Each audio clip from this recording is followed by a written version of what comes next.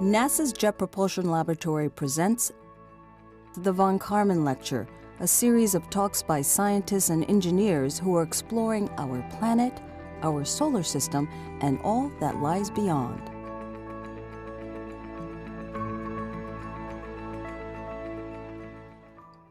Good evening, everybody. My name is Mark Razzie from JPL's Office of Communications and Education, and it's my pleasure to be your host, welcome you, and thank you for joining us for this September edition of the Von Karman series. Our co-host today is my friend and colleague, also from the Office of Communications and Education, Miss Nikki Wyrick. Hello, my friend. Hello! Thank you so much for having me tonight. I'm super excited to be here, and I'll be handling all of your questions this evening. So please do remember this is your space program, and we want you to be involved in the conversation. As you're watching, ask questions in the chat box, and our social media team will bring in as many as we can to the talk tonight. Keep in mind, if you don't see the chat, make sure you refresh, and it should be right there for you. Thank you very much, Nikki. Appreciate that. So let's jump right in, shall we? So now, many of you may know that one of NASA's goals is to search for life in our solar system and beyond. But that's no small task. We found places in our solar system where we believe that conditions exist that could potentially allow life to take hold, but they're not nearby. And of course, the question, what exactly is life, can further complicate the issue. But we've got to start somewhere, right? Tonight, we're going to be talking with Dr. Mark Ronkowitz, a data scientist at JPL who currently leads a team building autonomy software to detect and characterize cell-size life for the Ocean World's Life Surveyor, or OWLS project. Hey, Mark, thanks for joining us tonight, and hey, happy birthday. Thanks. Hey, Mark and Nikki, good to be with you guys. We're thankful, really grateful that you could join us tonight. So before we get too deep into this, tell us a little bit about yourself. How did you get to where you are? Sure. So I'm originally from the Midwest. I went to school at WashU in St. Louis doing engineering, and then after that, I did neuroscience at University of Washington in Seattle.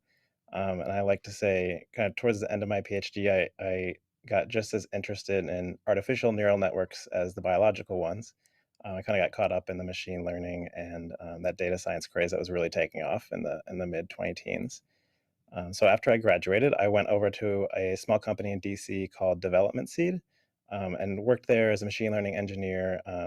We got to work on very fun projects like working on social good issues, so working with the World Bank, Red Cross, those type of organizations. But after that, I kind of felt this, I guess I would call it like a calling almost. I don't know. I felt this feeling that I wanted to get more involved in exploring some of the other places within the solar system. So I hopped over to JPL 2 weeks before lockdown. So I got to come in, meet a few of my coworkers, and go straight back home. And then a couple weeks after that, I got involved on the OWLS project. Well, you picked a difficult one, I'd say. Looking for life is clearly challenging, right? So let's go here and ask, what do you think it would mean if we actually found life? Yeah, I think, even we're just looking for, microscopic life. I think it's hard to overstate and maybe even imagine how all the different ways that would affect us if we were to find life off Earth. So, I mean, even just from the scientific perspective, think of like biology, chemistry, genetics, like all these fields would be upset overnight. There'd be, have a brand new thing to look at. It'd be huge for all those fields. But I mean, even society at large, you think about like in the 15s and 1600s, Copernicus and Galileo, they're doing all this work and saying like, hey, so it looks like in our data that actually the universe does not revolve literally around Earth. And those were like huge controversial statements. And, Galileo actually faced like the court of the Inquisition for pushing ideas like that. So that was just to figure out like what was our spatial point in the universe that we sit at, right? So if we were to discover we're actually also not alone in this universe and we found life, we're looking within our own solar system, that would be huge. That would really change a lot of how we conceive of ourselves in the universe. It would be an amazing find, to say the least, I think. So where are the places we're looking, and I guess what makes that challenging? Yeah. So we're kind of taking the strategy of follow the water. All life that we know of depends on liquid water to support its chemistry. So there are a few places actually in our solar system where we can find that. So yeah, this is a perfect image here. Uh, this is from the Cassini probe that was out exploring Saturn and some of its moons. I think this picture came back in 2015. Don't quote me on that. But when this came back, this was like a huge holy cow moment for that science team. So what you're looking at here is actually water geysers spraying out into space from this moon Enceladus. And there's actually, you can see a number of different geysers. So there's these huge cracks in the south pole of Enceladus, and it's spraying this water out into space. And what, with a little bit more analysis, what the scientists who are working on this figured out is that there are liquid oceans beneath this outer icy shell of Enceladus. And so that makes this a pretty interesting and good target for us to go look for things like microscopic life, if we want to go and search the water there. One of the challenging things, there's a bunch, and we'll get to them. One of the challenging things is that Enceladus is very far away from Earth. So like Saturn itself can be up to 10 times further away from Earth than the sun is. And basically it is very difficult to communicate over those distances just because of the rules of physics. And I will touch a little bit more on that later. But if you think about exploring some of these places, your ability to transmit information from them back home to Earth is really, really hard. So let's step back a little bit, I think, and ask, like, well, do we know? Do we have a definition for life? And if we do, like, then how do we continue to look for it? Yeah, that's another one of the big challenges. It's almost paradoxical because we're looking for life. We don't have a good definition for it. I mean, you can find one in a dictionary, but basically, there is no good set of like check boxes, if you will, that you can go down and say like, all right, if I see these like 12 or 15, whatever number of conditions, and I check all those boxes, then I found life, right? That doesn't exist. And basically, it's because anytime you try to write down a definition of life, every time you write some criteria, you end up with 10 exceptions that go with it. So it becomes this futile exercise to try and figure out what exactly you're looking for.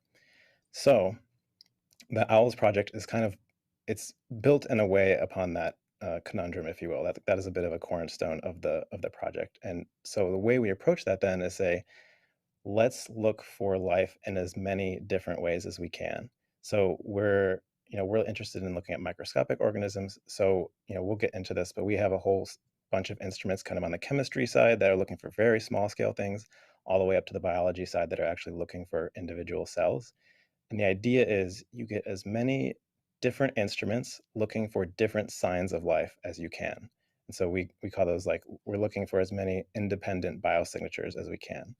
And the hope is that if there is something there, that you see it across a number of different instruments that are all looking in different ways, and that's how you get to a firm and like scientifically defensible conclusion that we have indeed found life if we come across it. Okay, that makes sense. So let me ask about autonomy then. That's a big part of this project, right? So maybe for those folks who aren't necessarily familiar with that term, can maybe define autonomy for us? Sure, yeah. So very broadly, autonomy just means the ability to make your own decisions. And so for us, we are specifically developing onboard science autonomy. And so I'll break that down. So we have autonomy, and in this case, it's software. It's going to be looking at data and making decisions based on that data. It is on board. It means it actually lives on board the spacecraft, so it's running on board like the flight computers. If we send a lander to one of these places, maybe actually we can pull up slide 2 here, and I'll kind of talk through these ideas there. So we're on board, we're autonomy, and we're science focused. So that's what the science autonomy bit is, meaning we're building this software to try and maximize the scientific return of the mission. So basically that just means, in this image here, we have our lander kind of on the left, and it's pulling, we feed in our water sample, and we're going to feed that water sample to a bunch of different instruments like we talked about. The autonomy is going to look at all that data on board and try to pull out, like, what are the best nuggets, what are the best biosignatures we see in this data and pull those out and then send just those little bits back to our scientists. Because remember earlier we talked about how it's really, really difficult to transmit data back from these faraway locations. So that's kind of the, stepping back, that's what this whole autonomy, the science autonomy we're building is trying to do. It's trying to empower our scientists, given that we can transmit such little data. We need to make sure we transmit the best data we've found back to them to help them make those firm scientific conclusions about whether or not we see life. So tell us a little bit more then about those actual complications. You mentioned distance, and what else like makes this so challenging? Yeah, absolutely. So the distance piece is really fun. So if you look at how much data that we can collect, our very best case scenario, we can transmit something like 1/1000th.1% of the data back to Earth. Wow. That is like taking the entire Hitchhiker's Guide to the Galaxy and condensing it down into a single tweet. And so you gotta capture as much of the literary content as possible, the story arc, the humor, all the characters, all of this in a single tweet. That's our best case scenario. We're probably going to be looking at something more like 1/10,000th of the information. So like 0.01% of the data we collect will be able to transmit back. So that's the conditions we need to make sure that we enable our science team back here on Earth to be able to make firm conclusions about whether or not they see signs of life. So the autonomy itself, it kind of has three different components to it. I'll very just briefly go over. So when the data comes in, the first thing we'll do is a bunch of sanity checks essentially on the data. We call this like a data quality estimate. And it's just looking to make sure there's nothing off about the data. And if there is something that we don't want to spend valuable transmission bandwidth on that data. After it goes through those checks, we go through this summarization step. And so for each of the instruments, the software is looking at this data and trying to extract out what are the important biosignatures that we might see in that data. If it's there, it needs to extract them and compress them. And we work with the scientists quite a bit to get all those algorithms honed. After we've done that for all the instruments, then the final step is to take all of our now summarized science data and prioritize it. So it kind of like creates this big long queue from top to bottom of what is the highest priority data, make sure we send that back first, and then kind of like work backwards through all that data and send that back to our team. You probably had to work with a pretty enormous team of folks then, I would guess. What was that like? How many people were you dealing with at the time? Yeah, this was probably one of the most rewarding parts of the project. The team was very big. So there's 3 or 4 dozen people that worked on the project. Everything from biologists to chemists to very talented instrument developers on both the biology and the chemistry side, and as well as us on the autonomy team. And we also worked with the flight hardware and software teams, so the people that are actually building the hardware that will run, control these instruments and then allow us from the ground to communicate and work with the lander. So it was a huge team, and we had to talk to everybody. It was a great position to be in because we needed to take input and work with all those different groups. So on the science side, I think it's hopefully pretty obvious, right? Like the scientists are going to are looking at this data. So they're telling us what's the most important components of their data. And we need to make sure that we're building software that can find and extract those biosignatures, those signs of life. So that was, weekly meetings, right? We're going back, hey, we worked on adding this new algorithm. Here are some of the results on the data you have. What do you think? Like, oh, that's good, but actually we got this new data set in last week that's very different. So we're going to need you to go through this again. And then, okay, we found out this doesn't work on this specific use case. All right, we'll get back to you next week and just kind of repeatedly do that. So that was a really important piece because that's, we're building up that relationship and that trust with the science team to make sure that we can find and extract what they're most interested in. In a way that's also really scary because you are standing between the scientists and their data, which is not something you usually have to deal with on Earth, right? If I tell you as a scientist, you can only pick out 0.1 to 0.01% of your data, and someone else's software is going to do it. That's going to be really scary for a lot of people. Yeah, no doubt. So yeah, a lot of work with the scientists. Oh, go ahead. Yeah. I was going to say, you must develop quite a trusting bond with those teams, right? Yeah, and I think that was absolutely vital.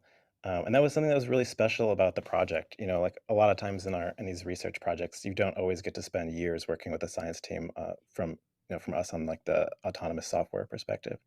So that was something that was very special that we got to build up that bond over a long time. Um, and then, even working with the instrument developers as well, like we need to understand a lot of the ins and outs about the raw data that's coming off those instruments. I mentioned earlier that we built up this battery of sanity checks for the data. That actually becomes really helpful to sit next to the instrument developers and say like, oh yeah, you collected 4 hours of data yesterday. I can run through and analyze that in maybe 20 minutes, and I have all these checks that will run and flag things if there's any problems with the data. So as they're developing the instrument, adding new things, that becomes kind of nice to be able to sit alongside them and help them in some ways. I mean, they didn't really need the help. They're also very talented, but it's a nice way to provide some value. And then on the hardware side too, I think that another one of the big challenges of doing this is that you have to make it run on a flight computer. We don't have server racks. We don't have cloud computing. We don't have any like nice high performance computing software or computer or anything like that. We're running on something that's kind of like a modern smartphone. Like that's as much as we've got. So working with them to say, okay, we have to make sure that all the algorithms we develop also run in a reasonable amount of time. They can't take 2 days to run when we can collect many samples a day. So I know we've got a bunch of great slides. So, and I know most of them relate to this. How do you test this thing here on Earth? Yeah, so maybe we can pull up slide 8 to start with, just to show you guys what did it actually look like. Yeah, so we took our instrument suite out to the field, out to Mono Lake, and we'll get to that in a second. But this is actually the OWLS platform itself. So 3 boxes on the left. That's where all the flight computers live. In the middle is a bunch of the different chemistry instruments. So there's a mass spec and several other chemistry focused instruments. And then on the right side there, we have the microscopes live in that box. So we took this out to Mono Lake, California. It's just a little east of Yosemite, kind of close to the Nevada border. And there, Mono Lake is actually, in some ways, a pretty good analog for what we would see on Enceladus. I mean, it's not like frozen over anything. We're in desert California, but the lake is hypersaline. It kind of lies at the bottom of this old volcano caldera, so all the water is always running down into the lake and it never leaves. So it gets very salty. And that's what we expect to see actually on Enceladus. So maybe we can go through like slides 9 through 13, just kind of like slowly flip through those and show you what Mono Lake looked like. Yeah, so that's kind of like looking out from the parking lot into the lake itself. So we went there to stress test this entire system. We spent a lot of time developing it in the laboratory and working on all these different components. But at the end of the day, we needed to go out to a field site, show that we can take up samples of water, introduce them to all the different instruments. All those instruments are collecting data, looking for those biosignatures, all those different biosignatures we talked about, all those independent lines of evidence. And once that data is collected, then at the end of every day, we would come in and run the autonomy software on that data and try to and confirm that we could extract the biosignatures and kind of give a report back to the team each morning. So it's hard to describe how much fun it was to go there and work. We were there for like 6 days. And it was basically like a huge hackathon where we're making sure we can, go end to end on the system, debugging problems along the way. But at the end of the day, with, all the team's really hard work, I think we had like about 20 people that went. With all the team's hard work, we were able to show success on all the instruments, and we found actually a couple of motile swimmers in the lake itself. So a couple of cells that are actually swimming around on their own, which was really cool because we didn't know if we would find that. There was a lot of algae and things there too, so that that sign of life was very abundant, maybe more than we'll find on Enceladus. But maybe I can show a couple examples of like what the instrument data we're actually looking at Yeah, looks what's like. that data look like? So Yeah. I think on slide, or so I'll just quickly describe two of the instruments, and then we can show some data from them. Um, the first one of the really cool microscopes on the project is called this digital holographic microscope, or DHM. And when I first saw this, I was like, holy cow, this is way more interesting and sophisticated than like microscopes I dealt with in Biology 101. All right, instead of having like a slide, like preparing a slide and looking at it through a microscope, this microscope can image a 3D volume. So we basically flow water, a small, like through a channel past the microscope's field of view. And that microscope can image essentially what's like a microscopic swimming pool. So it's like a small, about a millimeter by a millimeter, I think by 1/2 millimeter deep um, volume. And what that means is, this microscope, the reason it's there, the biosignature we're looking for, is motility. So we have this essentially what's a microscopic swimming pool. If there are any cells that can move on their own, they can swim around and move around in that volume. And we can capture that on the microscope. So maybe we can show slide 3 here that has some videos of the raw data. Yeah. So what you're seeing here is you see a bunch of particles kind of drifting down from the top right to the bottom left. And they're just kind of passively moving through. Those could be like dead cells or debris. But you can also see some of these cells are kind of corkscrewing and swirling around on the screen. So that those cells are swimming, they're motile. And this is one of the key biosignatures we're going to look for on places like Enceladus. Because if a cell or something like a cell can move on its own, that is really evolutionarily advantageous, because that means you can go swim and find food and also do a better job avoiding becoming somebody's food. So on top of this, what you're seeing is these tracks being drawn on those particles, and that's actually the autonomy at work there. So it is tracking some of the more salient, some of those more visually salient particles, and those are what those lines are.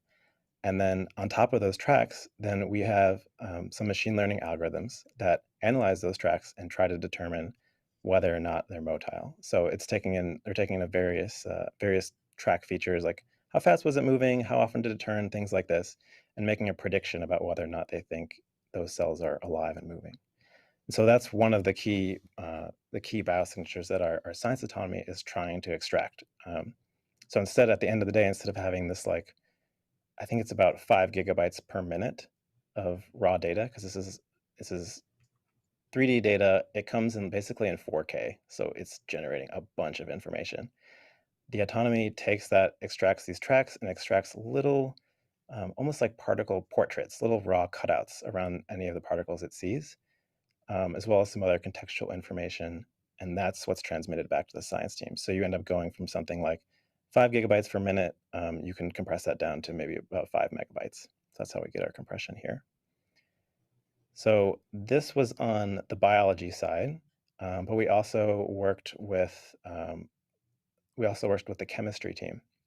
So maybe I'll describe the instrument in a second, then we can flip over to that video. On the chemistry side, what we're looking for is very small molecules that may indicate life. So things like, think amino acids, right? Building blocks for proteins. So on that side of the house, basically what happens is we pull in our water sample. It basically goes through like a mini pressure cooker. So if there are any cells in that specific sample, they'll get cooked and kind of burst open, and you end up with what's essentially almost like cell soup that then you can feed to things like this mass spectrometer. And that kind of exposes, if there are things like amino acids, they're now exposed in this fluid. So maybe if we can go over to slide 5, that's going to show some of this data here. Yeah, so we get this mass spectrometer. It's looking for peaks in the data. So this would be when these things like amino acids are split up, right, as they get fed into the mass spectrometer, they will show up as little peaks in this raw data. And so what the autonomy is doing here is saying, I'm going to go through and search and find where are all those peaks in this data, identify them, make these little cutouts. Again, you can kind of see that pattern. It's making these little cutouts of the raw peaks, and then pulling together some different statistics about how high they are, how wide they are, things like this. with this information, then the scientists can go through and use these peaks almost like a chemical fingerprint. So I actually saw them do this in the field. It's really impressive. You can say, all right, I saw a peak at 150 m over z at, uh, like 22 minutes, and there's another one lined up at this mass, and they'll be like, okay, that sounds like it could be guanine without even like looking at anything. It's really impressive. So this is with this data here, then they can go back and say, okay, are there any of these like organic molecules within the data that would indicate signs of life, like amino acids or nucleic acids, things like that. Yeah, hopefully that makes some sense about how we're taking the raw data, extracting these key signatures, and transmitting just the most important pieces back to our science team. That's pretty amazing. It's got to take, without that power you've got to deal with, it's got to be so extremely challenging to narrow down the software to be able to do that. So kudos to you and the team for sure. How long does it take to build something like this instrument package that you've had out there at Mono Lake, for example? Yeah, it is. So this is a long time in the making. I think, the specific OWLS team came together and worked for um, like a little over 3 years on integrating all these different instruments. But even the individual instruments, right? Those same teams were working on those well before OWLS even started. So it takes a long time. It takes a lot of dedicated effort, and it takes a lot of collaboration. I think that's kind of the real key takeaway is having the team together working as one, kind of like rowing all in the same direction on this really tough problem. That was what I think helped us be able to put together this entire integrated system and be successful in the field. I think maybe it'd be good to show maybe like slide 14 and 15, a couple more images from our field test. Yeah, so here's Aaron, Mauro, and Nate. They're putting together, kind of setting up the system underneath the tent. We were out basically in this parking lot outside the visitor center, set up there for like 6 days. So they're just getting things set up now, and right after this, I think they kind of set up the command central where all of the operations were run from, just on the right, on one of these like picnic tables. And on that, I think on the next image, yeah, this is Jess and Seth, and these two were kind of in a way like heroes of the project, especially one of the days. They were getting up at like 5 a.m., maybe even earlier each day, going out on Mono Lake on a boat and pulling up water samples so that every single day we'd have a fresh sample to run through all the instruments and run all the autonomy on. And I think maybe it was the last day they were collecting samples. Actually, it started getting really windy out. And the reason they would go early in the morning is to avoid the wind and avoid getting any whitecaps on the water. And one of the days it did pick up. And so they had to ditch the boat and hike back. I think it was like over 2 miles in the heat with the water samples. And they were wearing like full body waders. And they had to hike all the way back to camp because it was too dangerous to be out on the water. So I think that just speaks to, the dedication of the team. Everyone was really working hard because we really believe in what we're doing. And it was, again, I can't capture the energy that was there in the field to work alongside all these great people. You're doing a pretty good job. You can just we're vibing it from you for sure. Had to be like the coolest science camping trip ever, right? Yeah. So I think we I have guess a one question. team photo Go to ahead. go. Maybe go Yeah, one more go ahead. photo forward and we can show the whole. This is just the team that went out to the field. Unfortunately, we didn't have the money to bring everyone out there because it was, as you can imagine, like a week-long field campaign took a lot of resources. But yeah, maybe flip forward back and forth between this photo and the next one. Yeah, so it Love was a it. really, really fun group to be working with. Very smart people, but just so much fun. I don't know if I've had a more rewarding like single week of work in my life. It was great. That's just great. That makes me so smile. So then what has to happen now before OWLS can become like a real life flight project? Yeah. So doing this field test, the whole point of this is to push this as far along towards a real mission as we can. So that's why we went out there. That's why we stress tested the system, put it through all its paces, tried to identify any places where we can improve, but also showing that we could rely on some technology that's already out there. So, for example, things like we used F Prime, which is a open source flight software package used to control like probes we send out in the solar system. That's actually used right now to control Mars helicopter Ingenuity. We also, as I mentioned at the start, we use this very light compute platform that's really similar to the Snapdragon platform that runs in a lot of mobile phones. That is also in use right now by Ingenuity, the Mars helicopter. And so the goal here was to try and show we can rely already on a lot of technology that's already proven, and that makes the path towards getting things like OWLS on a real mission and actually get sent out to Enceladus, that really shortens that path. So at the end of the day, what we were trying to do is really show there's no miracles that need to happen for OWLS to get it ready for flight. We try to push it as far as we can and understand the limits of the system and get it to the point where we can start actually thinking about proposing this on some of the future missions we want to send out to ocean worlds out in the outer solar system. So yeah, following that along, what kind of future missions do you see for this type of autonomy? Yeah, it is a really interesting and fun area that's it's kind of blowing up right now because data has become so cheap and easy to collect. Um, you think about now that we get a global image of the entire Earth every day. NASA's working right now on the NISAR orbiter, which is going to, it basically images and kind of collects data about the 3D surface of Earth.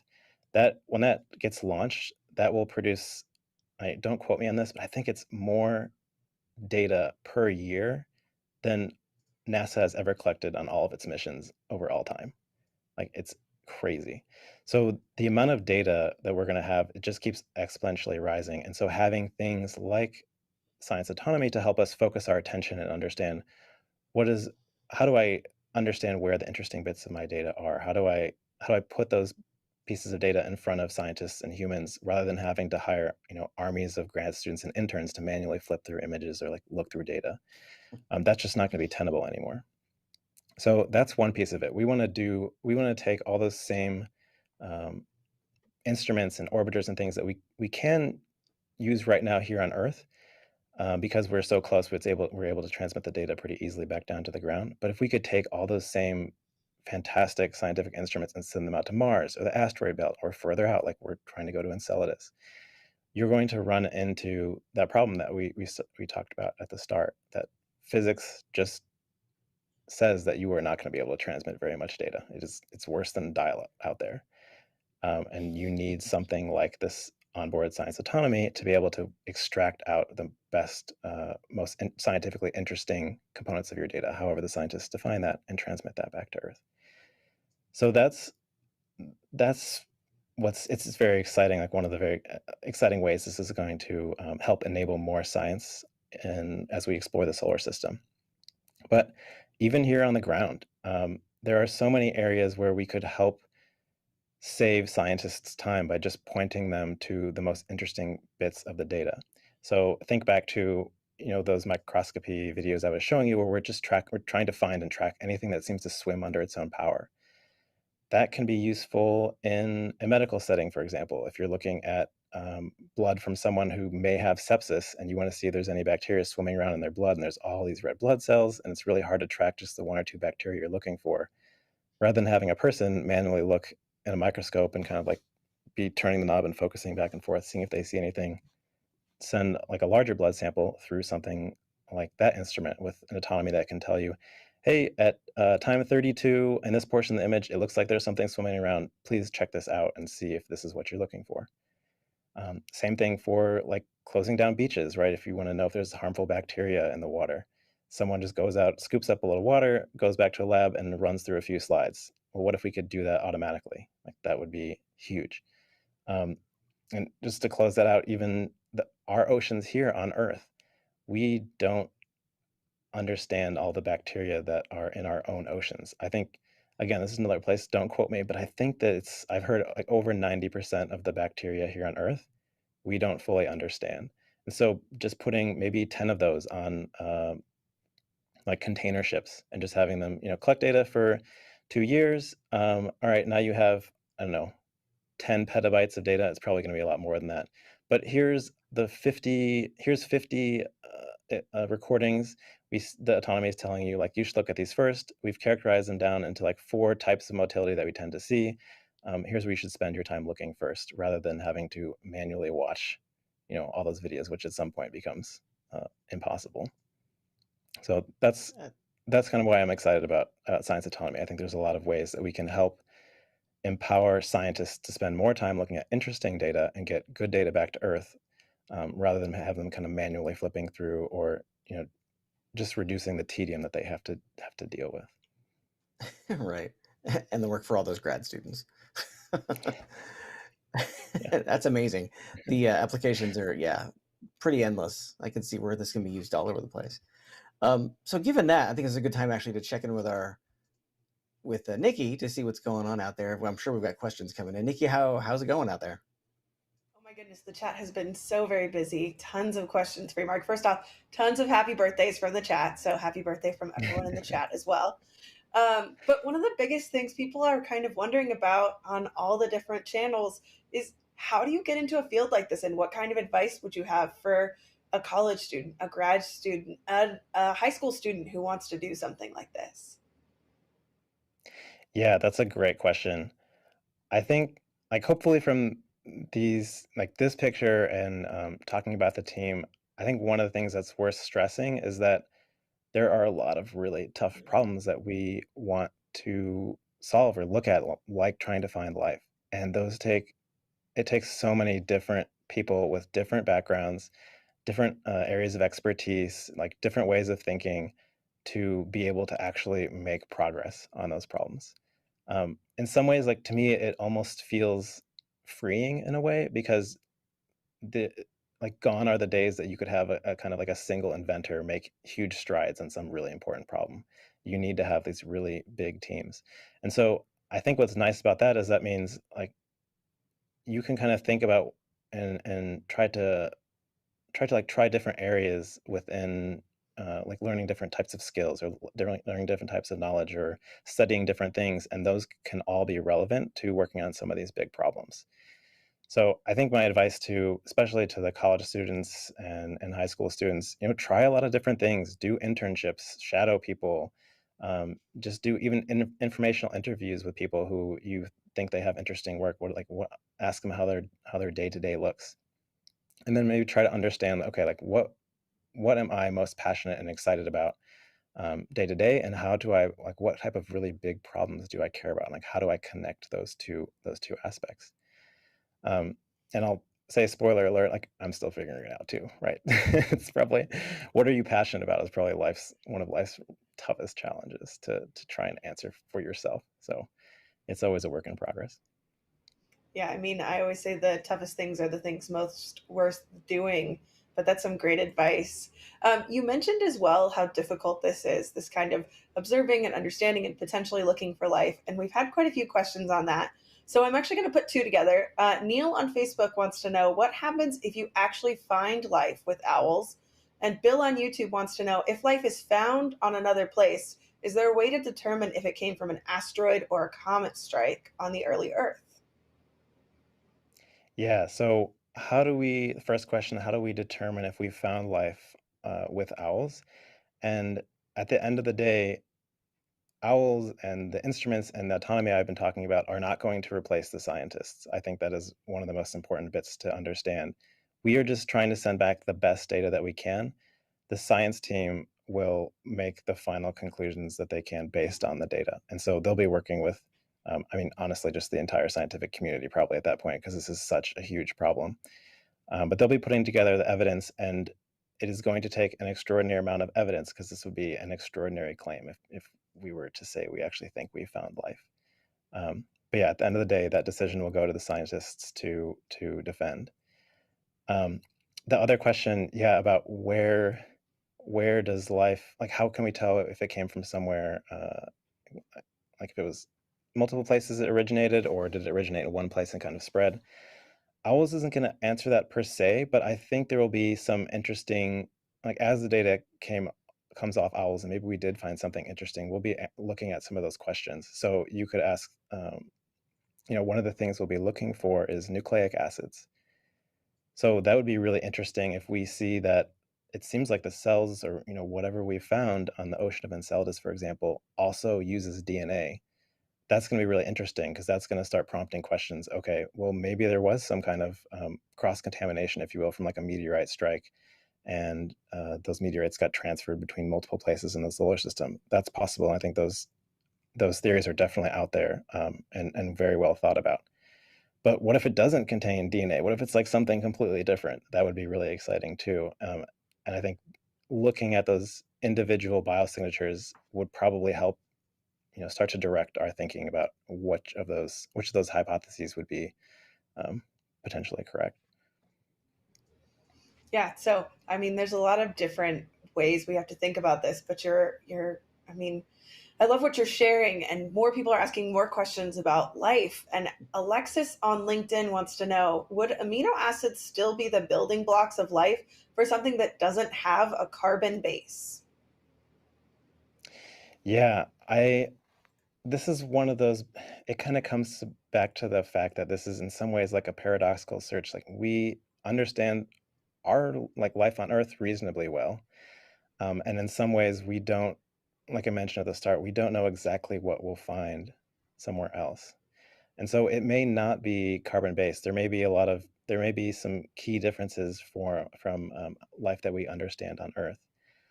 And so I think that's what comes back to that, the strategy of OWLS, right? We try to put as many instruments as we can on this life detection suite, and look in as many independent ways as we can. So even if we don't see, for example, we didn't find any amino acids at all, there's a bunch of other molecules that we don't fully understand, but we took these microscopy videos, and indeed there's something swimming around in there. Like, that's really interesting, because we have ways to both look on the chemistry side, but we also have ways to look for signs of life that don't involve chemistry at all. And so I think that's the important bit about the strategy, is as you try to carry out this search and you realize how hard it is, you have to be able to try and account for as many of those scenarios as you can. It's good that the scientists are thinking of all of the things out there, so that we know that. But it is weird to think about life that could be non-carbon based. So we've got some other great questions. I think we've got time for maybe 3 quick answers. So Rob on LinkedIn wants to know, could owls be used on Mars at the ice caps? And Dee on LinkedIn also wants to know, could we go to water exoplanets? So I know we talked about Enceladus and Europa, but where else could these things be applicable? Where else could we use owls? Yeah, Mars is definitely one that people are talking more about. I think, we're still searching and trying to understand more about where water is within our solar system, and Mars is one that's popping up a lot more. So maybe at the poles, but I think I've heard people talk a lot more about, lava tubes as well, like old lava tubes that could have liquid water underneath. That's the key, is we want to try to find places where there's liquid water present, and those are going to form some of those target locations that we want to send the OWL suite. And it would be really, really interesting to send it to some exoplanets even further out. I think we'll be especially challenged then to make sure we can transmit the data back home, because the distances there, when you start talking about going between solar systems, or, to other stars in the galaxy, we're going to be really pressed. So maybe that's a good way to confirm that I'll have job security, is try to send these things even further out.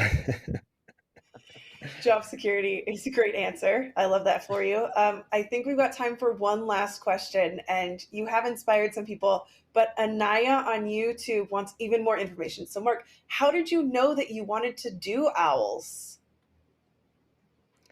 Oh, it's so hard. I don't know if I can even explain what it is. It's I think just in general there are so many very cool and very tough challenges and problems in the scientific domain. And I think for me, I don't know, I felt a draw, especially to Mars and to some of these big challenges, and being able to work with such a big team. I think that's what I enjoy most about it. Um, it's a feeling, I guess. Again, I don't know if I can like write down what exactly got me to this point. But yeah, I'll go back to what I said earlier. If you if you're trying to figure out like, what exactly are my passions, try as many things as you can. You don't come out and know your favorite ice cream offhand. You need to try like 20 or 30 or 40 varieties over your lifetime to really hone in on what your favorite ice cream is. It's the same thing for doing work. You got to try a lot of different things and collect your own data in a way to see what it is that most inspires you and where you click. Oh, that's fantastic. Those are great words. Nikki, those were fantastic questions. Thank you, all of you out there on social media, for your contributions tonight. So that really is just about all the time we have. So again, Mark, thank you very much. Again, happy birthday. Nikki, thank you as always for your great job behind the scenes there, doing this whole social media question handling thing. I really appreciate that. All of you team behind the scenes, directing this and making all this happen, all of you handling the chats out there on the various social media platforms, thank you very much. And of course, all you viewers, thank you for tuning in. We couldn't do this without you. We wouldn't do this without you. So we really do appreciate your time and effort just to tune in and see what's going on with us. So please join us next month when we'll discuss what can be learned by studying those occasionally threatening near-Earth objects. That should be a fun one. Until then, my friends, stay safe, stay well, and stay curious. Have a great night.